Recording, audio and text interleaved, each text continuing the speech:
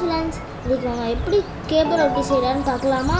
கேப்ப ரொட்டி செய்ய கேப்ப மாவு, வெங்காயம், முருங்கைக்கீரை, தேங்காய், சீரகம், மிளகாய்ப்பு, மிக்சி சாறில் தேங்காய், சீரகம், மிளகாய் வத்தல் எல்லாத்தையும் போட்டு அரைச்சிக்கணும்.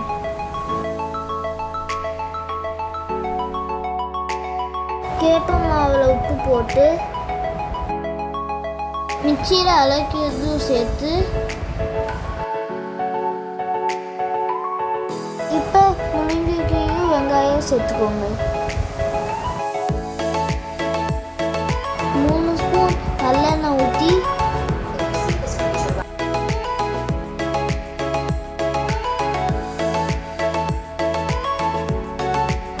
இப்போ நல்லா பிசைச்சுங்க.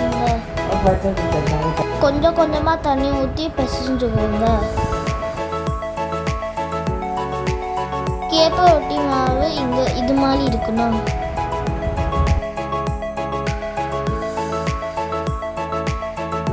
ஒரு வெள்ளை துணியை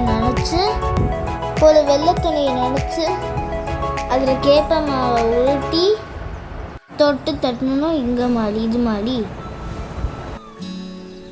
தோசை சட்டியில் போட்டு அதில் நல்லெண்ணெய் ஊற்றணும்.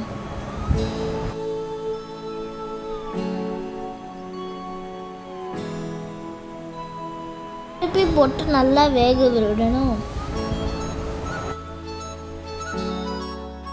ரொட்டி நல்லா வேகணும். திருப்பி போட்டு எடுங்க.